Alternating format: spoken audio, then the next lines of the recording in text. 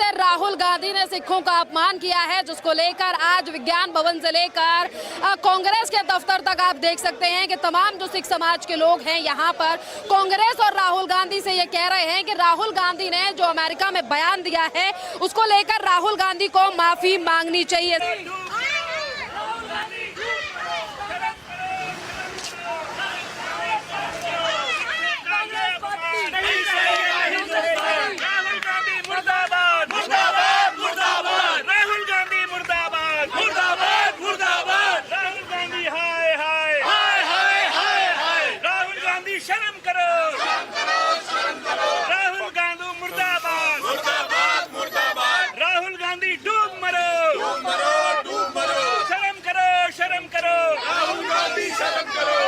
ये राहुल गांधी वही है जिसका डीएनए गद्दारी और बेवकूफ़ी से भरा हुआ है।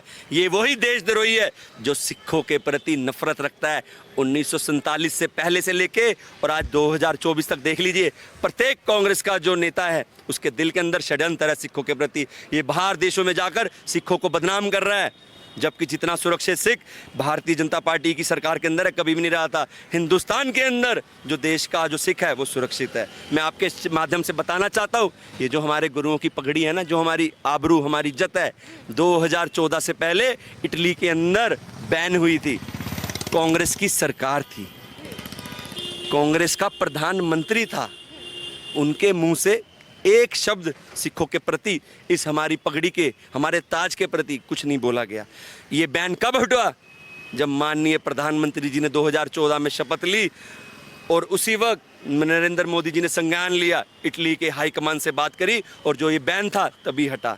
आप बताइए, आए दिन फूट डालो शासन करो की राजनीति को अपनाते हुए सिखों के अंदर फूट डालना चाहते हैं। मैं आपको बता दूं 100% सिख एजुकेटेड है और समझदार है। भारी बहुमत से माननीय प्रधानमंत्री जी को वोट दिया है और जिताया है। और मैं I want to beware every कांग्रेसी and specially mister Rahul Gandhi, बाज आजा गद्दार, वरना तेरी ईंट से ईंट बजा देंगे। राहुल गांधी के बयान 3 में ना 13 में, मैं तो उसको सिख नहीं मानता। सिख की डेफिनेशन क्या है? 5 करकार, ना उसकी दाढ़ी, ना उसके केस, ना उसके हाथ में कड़ा तो मैंने देखा नहीं, ना कछहरा ना कृपान, ना वो अमृतधारी सिख है। हम क्यों उसकी बात माने? क्या हमारा वो जत्थेदार है हमारे अकाल तख्त साहब का जो हम उसकी बात माने? उसके अंदर दम है तो देश में आके बात करे, वहाँ पर बैठ के भड़काता है। देश के जो युवा हैं उनका फ्यूचर ख़राब करने में लगा रहता है, खुद तो करोड़ों रुपए फंडिंग लेके अच्छी ज़िंदगी जी रहा है और यहाँ पर हमारे जो युवा हैं उनकी ज़िंदगी ख़राब करने में लगा हुआ है। आपने मैडम एक कहावत नहीं सुनी? चोर चोर मुसेरे भाई। जो चोर होएगा, जो भ्रष्टाचारी होगा, उसी की लैंग्वेज बोलेगा।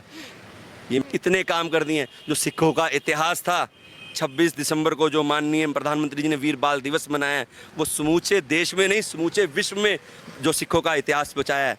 क्या पन्नू ने आज तक किसी सिख नरेंद्र मोदी जी की तारीफ करी है? नहीं करी, क्योंकि उसको उनकी तारीफ रास ही नहीं आएगी, क्योंकि वो भ्रष्टाचारी खुद देशद्रोही है।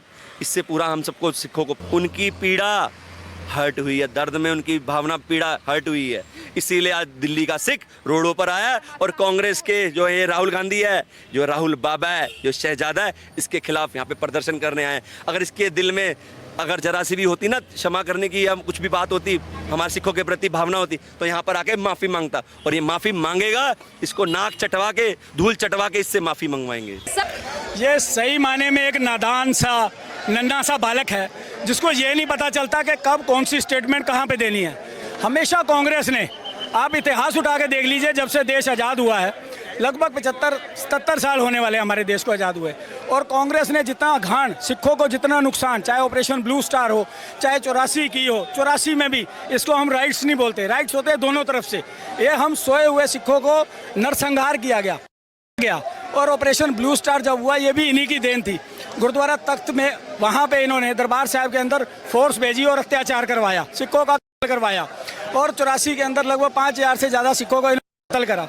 आज फिर जब देखते हैं कि नरेंद्र मोदी जी सिखों के लिए काम पे काम किए जा रहे हैं, करतारपुर साहब का लांघा उन्होंने खोला, वीर बाल दिवस उन्होंने सिखों के लिए दिया, और हेमकुंड साहब में रोपवे बनाने का काम किया, और 5 तख्तों की जो हमारी यात्रा है, अगर उन्होंने 4 धाम की यात्रा शुरू करी तो 5 तख्तों की यात्रा जो हमारी सचखंड है उनकी यात्रा भी शुरू कराई, उसकी ट्रेन भी शुरू कराई। ये बातें इनको हजम नहीं होती, ये बार बार कटाक्ष करते हैं सिखों के अंदर। आज 84 के बाद सिख इनसे जुड़ना नहीं चाहता। आज फिर एक बार प्रधानमंत्री मोदी जी के साथ लगातार सिख जुड़ते चले जा रहे हैं, चाहे थोड़ा थोड़ा करके जुड़ रहे हैं लेकिन जुड़ रहे हैं। एक दिन दोबारा आएगा कि सब लोग बीजेपी के साथ खड़े होंगे, क्योंकि बीजेपी एक ऐसी पार्टी है जिसने सिखों के लिए काम किया है और मैंने आपको सारे काम गिनाए हैं। और आज भी, और एज ए सिख प्रकोष्ठ का अध्यक्ष होने के नाते दिल्ली प्रदेश का, मैं अपने सारे कार्यकर्ताओं को साधुवाद देता हूं कि आज सुबह शॉर्ट नोटिस पे इनको बुलाया गया कि शॉर्ट नोटिस पे आज हमने प्रोटेस्ट करना है क्योंकि राहुल गांधी देश के बाहर है। और ऐसा ही एक और प्रोटेस्ट मैं आपको विश्वास दिलाता हूँ, जब राहुल गांधी देश में आएंगे ये मैसेज उनके पास पहुँच गया होगा। जब वो देश के अंदर आएंगे और उनके घर पे एक बड़ा प्रोटेस्ट या कहीं पे भी जब उनका काफिला या कोई जा रहा होगा उसका घेराव करेंगे और पूरा प्रोटेस्ट करेंगे उसका। देखिए, कांग्रेस पार्टी की तो देन है, आज सिख सारा का सारा 84 से पहले कांग्रेस के साथ होता था। ऐसा इन्होंने क्या करा जो आज सारा सिख इनके साथ खड़ा होने को भी राजी नहीं है। एक प्रधानमंत्री नरेंद्र मोदी जी हमेशा जब भी माइनॉरिटी के अंदर आते हैं, आप देखिए मेरी बातों को नोट कीजिएगा, माइनॉरिटी का जो चेयरमैन होता है वो एक सिख होता है। आज इकबाल सिंह लालपुरा जी हैं, उससे पहले जो थे वो अपना एक त्रिलोचन सिंह जी होते थे, वो रहे अटल बिहारी वाजपेयी जी के टाइम पे। और आज अगर वो सिखों के लिए इतना काम कर रहे हैं, स्वाभाविक है आने वाला जो उनका ग्राफ मोदी जी का बढ़ रहा है, सिखों में प्रेम बढ़ रहा है, तो ये इस चीज़ से परेशान है। और ये चाहे हम 2% हैं, लेकिन जो हम करते हैं ना वो हमारा 100% होता है ना। वो एक नन्हा बालक है, वो कब कह के कौन सी बात से मुकर जाता है हम इस पर कुछ नहीं टिप्पणी कर सकते। पूरी की पूरी कांग्रेस पार्टी वो एक बार कोई बात कह दें उनको डिफेंड करने में लग जाती है। तो मैं नहीं समझता कि जब जिसका मुखिया ही ऐसा है तो नीचे के कार्यकर्ता कैसे होंगे, आप खुद समझते। सिखों को है, मोदी जी हैं, सब कुछ मुमकिन है, हम लोग बिल्कुल आज़ाद हैं, कोई हम लोगों को रोक टोक नहीं, कोई हमको नहीं कुछ कहता। राहुल गांधी के बयान पर जो खालिस्तानी पन्नू है वो बड़े तारीफ कर रहा है, कह रहा है राहुल गांधी ने बहुत सही बात हाँ, तो वो खालिस्तानी हैं, आतंकवादी हैं, इसलिए वो ऐसी बात कह रहे हैं। हम लोग कोई न खालिस्तानी है न आतंकवादी हैं, हम लोग तो एज ए जनरल हैं, जैसे कि हम लोग रहते हैं हिंदुस्तान में। उनका काम ही यही है, वो तो देश को तोड़ना चाहते हैं ना, उनका काम ही यही है कि देश को तोड़ो। और वो जो है कल को, पहले तो मोदी के लिए कहते थे ना कि गठरी लेके चले जाएंगे, वो खुद यहाँ चले जाएंगे, खुद ही वो कहते हैं कि हमारे बच्चे जो है विदेश चले जाएंगे, हमको क्या दिक्कत है। तो राहुल गांधी को गठरी लेकर चले जाना चाहिए देश से। बिल्कुल बिल्कुल चले जाना चाहिए उनको, वो कुछ काम के लायक है नहीं, वो नन्हा बालक है, उसको तो कुछ अपनी अकल ही नहीं है बात करने की। कभी कहते हैं सिखों के साथ ऐसा हो रहा है, कभी कहते हैं देश में लोकतंत्र नहीं है भारत। उनको बात करने का ढंग ही नहीं आता है। जब नन्हा बालक क्या बोलता है, कभी कुछ बोल सकता है वो, तो उसके लिए तो हम लोग उनको जो है यही कहेंगे तुम माफ़ी मांग लो बस, तुम ठीक है। नन्हा बालक से माफ़ी मंगवाई जा सकती है और क्या किया जा सकता है। राहुल गांधी को अपने बयान पे, आप वो नेता प्रतिपक्ष हैं, उसके बावजूद भी उनकी जबान पे कोई कंट्रोल नहीं है, जो मन में आता है वो कह देते हैं, किसी की भी समाज का अपमान कर देते हैं। वो चाहते हैं किसी तरह से हमारी सरकार बने और वो अपना उल्लू सीधा करना चाहते हैं, और ऐसा होने को नहीं होगा। इनकी सरकार बनेगी क्या? ना ना, कभी नहीं बनेगी, कभी नहीं बनेगी, कभी नहीं बनेगी। सिख समाज भरोसा करेगा कांग्रेस या राहुल गांधी? बिल्कुल बिल्कुल बिल्कुल, राहुल गांधी का हमेशा विरोध होगा हमारा, क्योंकि उसने जो 84 में कांड हुआ उनके पिताजी के टाइम पे, इंदिरा गांधी के टाइम पे, तो उसको तो हम लोग कभी माफ़ कर ही नहीं सकते हैं।